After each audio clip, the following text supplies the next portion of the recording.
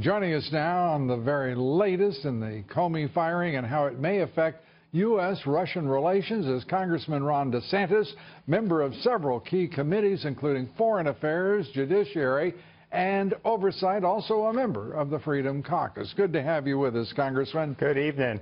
Let's start with the president, who I don't know, as John Roberts reported, I don't think any of us could surmise whether or not the president was actually poking his finger in the eyes of his detractors, or as a friend of mine used to say, every dog has fleas. He's found a few more of his. I mean, to have Lavrov there and Ambassador Kislyak, I mean, that's a wonderful moment of theater, don't you think?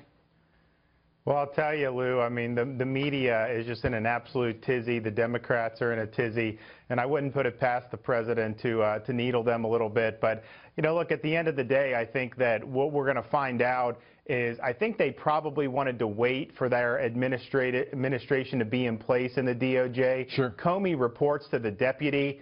The deputy was confirmed like 2 weeks ago. And so I think a lot of people are trying to say the timing is nefarious. To me, that seems to make sense that you have the deputy in. He's got to take a close look at the department. And I think this was something that was probably on the president's mind for a while. But I think it's a good decision. And I think we can get somebody in there that's going to be free of some of these questions that have been hanging over Comey since July 5th of last year.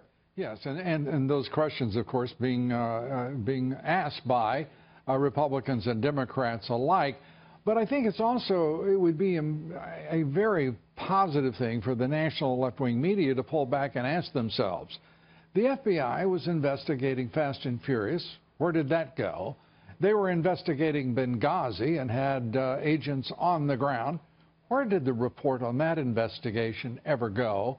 Why was there never a single major scandal in which the FBI was involved throughout the Obama years that resulted in FBI reports, just reports, and then action? I can't think of one. Can you? And I would add the IRS scandal. I mean, that was a massive scandal, and nothing came of it. The VA scandal, the problem is we can keep going with those scandals, all of them. That's right. And here's the thing, Lou, that I think bothers me is you hear the media and the Democrats talking about collusion between Trump or his campaign and Russian government officials.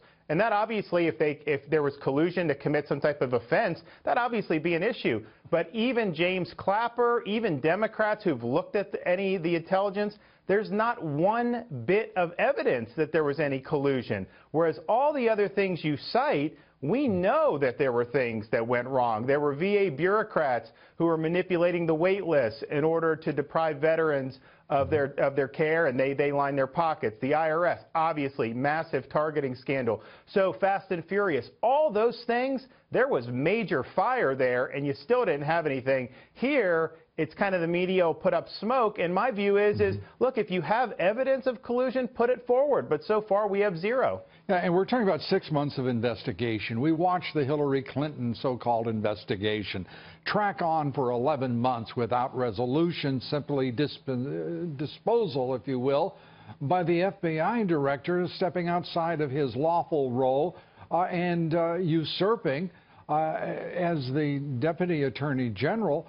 Rod Rosenstein pointed out in his memorandum to the Attorney General, I mean, this is an FBI out of control for nearly the entire period of the Obama presidency. And when Comey did that on July 5th, it's important to point out that obviously we Republicans were disappointed with his legal analysis, but what he did was he really saved Loretta Lynch from having to make the decision. And remember, Lynch had met with Bill Clinton on the plane the previous week. So if he would have done what the FBI director normally does, present the findings, present the evidence, and then let the AG make the call, Lynch would not have prosecuted Hillary. We all know that. But that would have been a firestorm times 10 because you did have the relationship with Bill Clinton. So he actually saved Hillary, because I think that would have caused her way more grief than what he actually did on July 5th, even though it was improper for him to do it. There's no doubt about it. Congressman, a quick question. Irrespective of whom the president chooses to lead the FBI, do you believe the FBI can recapture its respect on the part of the American public, the American people, if they do not reopen the investigation into Hillary Clinton? You know, it's a good question, Lou. I think that there's going to be an IG report coming out soon that's going to document how Comey and Loretta Lynch handled that case.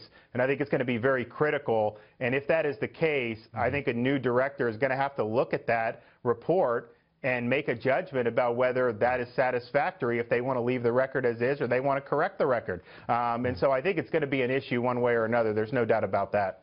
You know, you attorneys are correcting the record. For me, it's a matter of seeing justice done, and I know that you desire the same thing I do, and nearly every American, and that is to see justice done, irrespective of the title or the person under suspicion and investigation.